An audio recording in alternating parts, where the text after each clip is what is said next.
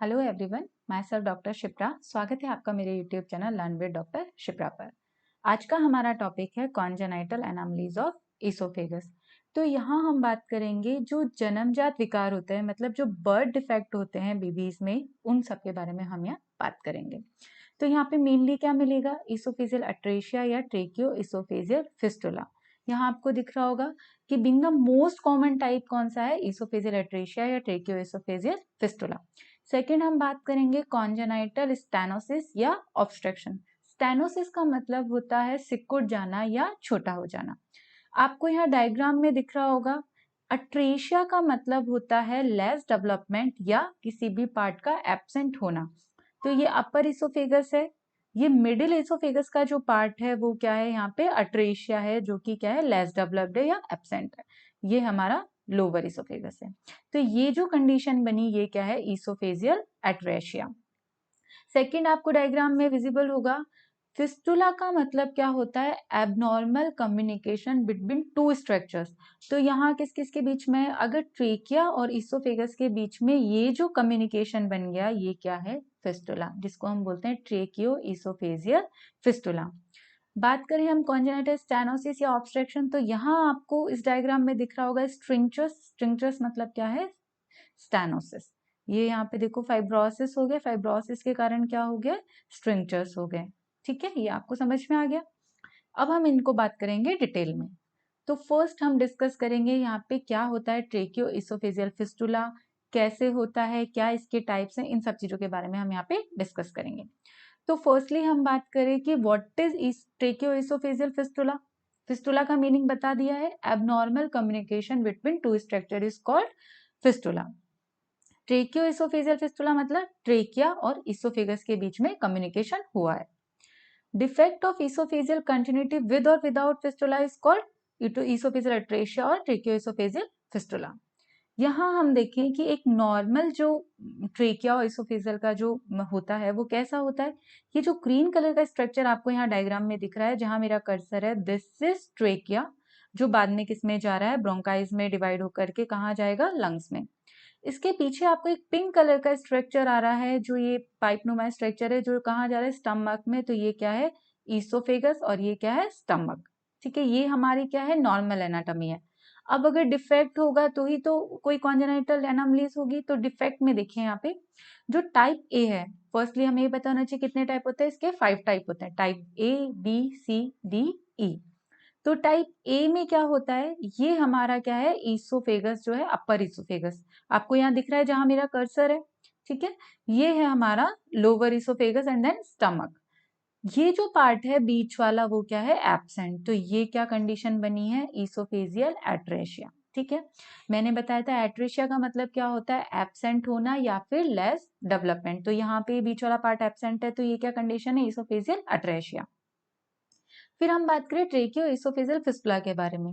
तो ट्रेकियो इसोफेजियल जो फिस्टुला होता है वो उसमें मोस्ट कॉमनली कौन सा पाया जाता है, टाइप सी। टाइप सी में क्या होता है, जो अपर जो इसोफेगस है वो क्या होता है, ब्लाइंड होता है। देखो ये यहाँ से क्लोज है, क्लोज का मतलब क्या है, ब्लाइंड है। और जो लोअर इसोफेगस है वो कम्युनिकेट करता है किसके साथ में, ट्रेकिया के साथ में। आपको जो यहाँ पे रेड कलर के एरो से शो हो रहा है, ये क्या है, हमारा फूड या जो हम फीड ले रहे हैं वो। जैसे हमने माउथ से फीड लिया, इसोफेगस यहाँ ब्लाइंड है, तो अब वो क्या करेगी, वापस बैकफ्लो हो जाएगी, रिगर्गिटेट होके बाहर आएगी। ठीक है, और जो ट्रेकिया क्या होती है, एयर को पास करने में हेल्प करती है, किसमें, लंग्स में। अब यहाँ पे कम्युनिकेशंस बन गया है ट्रेकिया और इसोफेगस के बीच में, जो एयर है वो ट्रेकिया से होती है कहाँ आएगी, अब स्टमक में आएगी। तो ये हमने बात की किसकी, टाइप सी की, जो सबसे ज्यादा पाया जाता है 82 to 85%। टाइप बी में क्या होता है, जो अपर जो इसोफेगस होती है वो कम्युनिकेट करती है किसके साथ में, ट्रेकिया के साथ में, और जो लोअर जो होता है वो होता है ब्लाइंड। तो यहाँ आपको दिख रहा होगा ये लोअर ब्लाइंड है और अपर कम्युनिकेट कर रहा है ट्रेकिया के साथ में। अब ये अपर वाला ट्रेकिया के साथ कम्युनिकेट कर रहा है, तो आपको यहाँ इजीली विजिबल होगा, जो रेड वाला जो एरो है वो क्या शो कर रहा है, जो हम जो भी फीड लेंगे, जो भी हम फूड खाएंगे, वो अब कहाँ जाएगा, ट्रेकिया में जाएगा। तो ये यहाँ से ट्रेकिया में आ गया। तो अगर ट्रेकिया के अंदर फूड आएगा तो क्या होगा, कफ होगा। क्योंकि कभी भी कोई फूड है हमारा कहाँ चला जाता है, ट्रेकिया में चल जाता है, तो खांसी आती है, खांसी के साथ वो पार्टिकल्स बाहर आ जाते हैं, ये नॉर्मल कंडीशन है। अब यहाँ पे क्या होगा, ट्रेकिया के साथ फूड यहाँ आएगा ट्रेकिया में, और सॉरी इसोफेगस के साथ में फूड आएगा ट्रेकिया में, और वो कहाँ जाएगा, लंग्स में, उसकी वजह से निमोनिया डेवलप हो सकता है। ठीक है। टाइप डी की हम बात करें, टाइप डी में अपर एंड ब्लाइंड होता है और वो कम्युनिकेट करता है किसके साथ में, ट्रेकिया के साथ में, एंड लोअर एंड भी कम्युनिकेट करता है ट्रेकिया के साथ में। तो यहाँ क्या हो गया, अपर एंड ब्लाइंड है बट कम्युनिकेट कर रहा है किस साथ में, ट्रेकिया के साथ में, और लोअर एंड भी कम्युनिकेट कर रहा है ट्रेकिया के साथ में। तो अब इस कंडीशन में क्या होगा कि जो फूड है वो भी आएगा स्टमक में, प्लस ट्रेकिया के साथ कम्युनिकेट होने के कारण जो गैस है, जो एयर है, वो भी कहाँ आएगी, या स्टमक में आएगी। फिर टाइप ई की बात करें, टाइप ई में आपको यहाँ पे जहां मेरा कर्सर है वहां आपको दिख रहा होगा कि ये क्या है, हमारा ईसोफेगस है। अब ये ईसोफेगस कहीं से भी ब्लाइंड नहीं है, कंप्लीट है ईसोफेगस, ठीक है, और लेकिन ये कम्युनिकेट कर रहा है किसके साथ में, ट्रेकिया के साथ में। तो यहाँ जो ये शेप बना है वो यहाँ पे आपको दिख रहा है, कैसा दिख रहा है, एच शेप, इसको क्या बोलेंगे, एच शेप। ठीक है। तो ये इसमें क्या होगा, एयर एंड फूड दोनों दोनों जगह जाएगा ट्रेकिया में से होकर के, एयर कहाँ आएगी, इसोफेगस से होकर के स्टमक में आएगी, और जो फूड होगा वो कहाँ जाएगा, ट्रेकिया से होते हुए लंग्स में जाएगा। तो ये हमने क्या बात की, ट्रेकियो इसोफेजियल फिस्टुला या इसोफेजियल अट्रेशिया के टाइप्स के बारे में। ठीक है। इसके बाद में हम देखेंगे इसके सिम्टम्स क्या आएंगे ट्रेकियो इसोफेजियल फिस्टुला के। तो फर्स्टली हम बात करें इंसिडेंस के बारे में, तो आप एक चीज ध्यान रख लिए, 4500 बर्थ मतलब 4500 अगर बर्थ्स होती है नॉर्मल, तो उनमें से एक चांस मिलेगा हमें किसी का ट्रेकियोफेजियल फिस्टुला या फिर इसोफेजियल अट्रेशिया का। मोर कॉमन मिलेगा मेल्स के अंदर, रेशो है 3:1 मिलेगा। सेकेंडली हमें याद रखना है कि जो ट्रेकियो इसोफेजियल फिस्टुला है या अट्रेशिया है, वो हमें बर्थ के विद इन 24 आवर्स में हमें रिकॉग्नाइज हो जाएगा। कैसे रिकॉग्नाइज हो जाएगा, जब हम बेबी को फीड कराएंगे, मदर उसको मिल्क फीड कराएगी, उस कंडीशन में क्या होगा, मिल्क वापस बाहर आ जाएगा, रीगर्गिटेट होगा, क्योंकि जो पासेज है वो क्या है, क्लोज है। ठीक है, पैसेज क्लोज है, पाथवे क्लोज है, उस कारण क्या होगा, वॉमिटिंग होगी, और रिगर्गिटेट होके जो भी फीड है वो वापस बाहर आ जाएगा। सेकंड, जब भी हम उसे फीड कराने की कोशिश करेंगे उसको ब्रीथ करने में डिफिकल्टी होगी। Continuous pouring of saliva in baby, neonate या बेबी, ये क्या होता है, डायग्नोस्टिक फीचर्स होता है किसका, इसोफेजियल एट्रेशिया का। अब हमने बात की कि अगर ट्रेकिया के अंदर फूड जाता है, ठीक है, अगर जैसे अपर एंड ब्लाइंड नहीं है, अपर एंड कम्युनिकेट कर रहा है ट्रेकिया के साथ में, तो उस कंडीशन में ट्रेकिया में फूड जाएगा, फूड जाने के कारण क्या कंडीशन बनेगी, कफ होगा, साइनोसिस होगी, रेस्पिरेटरी डिस्ट्रेस होगा, और निमोनिया डेवलप हो सकता है। ठीक है। अब हम बात करें कि उसको मालन्यूट्रिशन होगा, क्यों, क्योंकि बेबी फीड ही नहीं कर रहा है। अगर बेबी फीड नहीं करेगा, उसको प्रॉपर न्यूट्रिशंस नहीं मिलेंगे, तो मालन्यूट्रिशन हो जाएगा, डिहाइड्रेशन हो जाएगा, और जब बेबी फीड ले ही नहीं रहा है तो उसका क्या हो जाएगा, वेट गेन होने में बहुत ज्यादा दिक्कत आएगी, या हम बोलते हैं वेट लॉस हो जाएगा। अब हम बात करें किसकी, इन्वेस्टिगेशन की। इन्वेस्टिगेशन में अगर हमारे पास फैसिलिटीज अवेलेबल नहीं है एक्सरे कराने की या एंडोस्कोपी कराने की, तो उस कंडीशन में हम क्या करते हैं, नीजोगैस्ट्रिक जो ट्यूब होती है उसे इंसर्ट करते हैं हम। नीजोगैस्ट्रिक ट्यूब आप यहाँ देखो, यहाँ पे अगर अट्रेशिया है मतलब ये ब्लाइंड है एंड, तो यहाँ पे ये नीजोगैस्ट्रिक ट्यूब डाला और ये वापस रिटर्न हो गया, क्योंकि उसे आगे जाने के लिए पाथ नहीं मिला। ठीक है, तो अब ये यहाँ से रिटर्न हो गया, तो ये हमें क्या पता चलेगा, अगर नेजोगैस्ट्रिक ट्यूब प्योरली चले जाती है स्टमक में तो हमें पता चल जाता है। ठीक है, अब यहाँ पे तो ये क्या हो गया, यहाँ पे रुका हुआ है तो ये वापस से बैक हो रहा है। सेम एक्सरे कराएंगे हम चेस्ट का, तो कॉन्ट्रास्ट एक्सरे कराएंगे, उसमें इस तरीके से आपको अट्रेशिया की कंडीशन या फिर ट्रेकियोइसोफेजियल फिस्टुला विजिबल होगा। अगर हम पेशेंट की एंडोस्कोपी या ब्रोंकोस्कोपी करवाते हैं तो उसमें क्या करते हैं, हम थिन पाइप को इंसर्ट करते हैं माउथ के थ्रू, उसके आगे एक कैमरा लगा होता है और एक लाइटनिंग सोर्स लगा होता है, उससे कुछ इस टाइप का इमेज हमें मिलेगा, किसमें, एंडोस्कोपी या ब्रोंकोस्कोपी के कंडीशन में। ये एक फिस्टुला जैसा स्ट्रक्चर बन रहा है, आपको दिख रहा है, और इकोकार्डियोग्राफी करवा के देखेंगे, उसमें भी हमें इजीली पता चल जाएगा कि उस पेशेंट को ट्रेकियोइसोफेजियल फिस्टुला है या इसोफेजियल अट्रेशिया है। लास्टली हम बात करें कि इन पेशेंटों का ट्रीटमेंट क्या होता है। तो ट्रीटमेंट, जब भी हम कोई भी ट्रीटमेंट पढ़ते हैं तो दो टाइप के ट्रीटमेंट पढ़ते हैं। First is conservative, second is surgical management.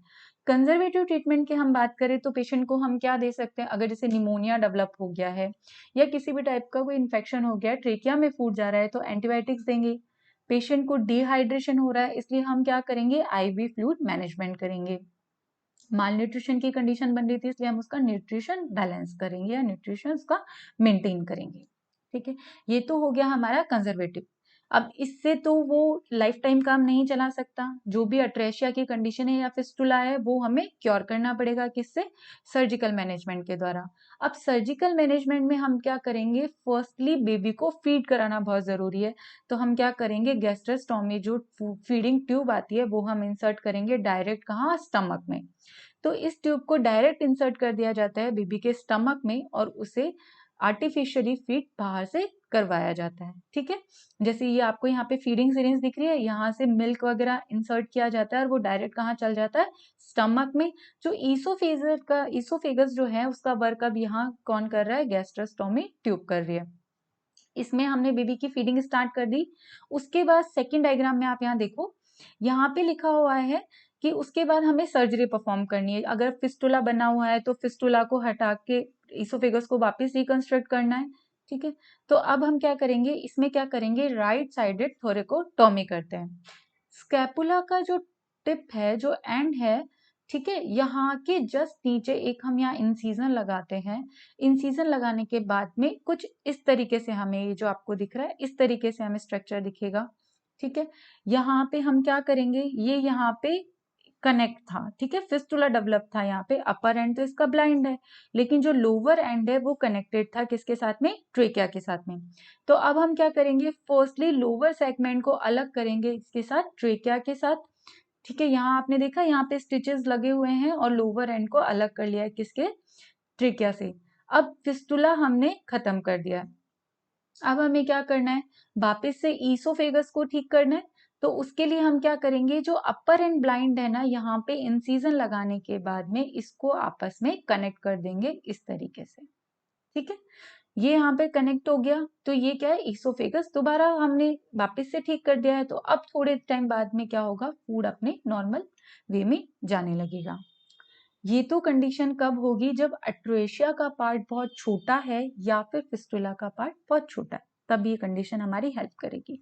लेकिन अगर अट्रेसिक पार्ट बहुत बड़ा है और हम उनको अपर पार्ट और लोअर पार्ट को खींच करके आपस में कम्युनिकेट नहीं करवा सकते हैं, तो उस कंडीशन में हम क्या करते हैं कि कॉलोन या गैस्ट्रिक का कोई भी पार्ट लेकर के इसोफेगस के जगह पे इसको लगा दिया जाता है और एक शूडो पाथवे बना दिया जाता है। ये आपको यहाँ पे दिख रहा होगा, ये कोलोन का पार्ट लिया है हमने, यहाँ से कोलोन को डायरेक्ट इलियम के साथ कनेक्ट कर दिया है और यहाँ से कोलोन का पार्ट लेकर के हमने कहाँ लगा दिया है, इसोफेगस के लिए लगा दिया है।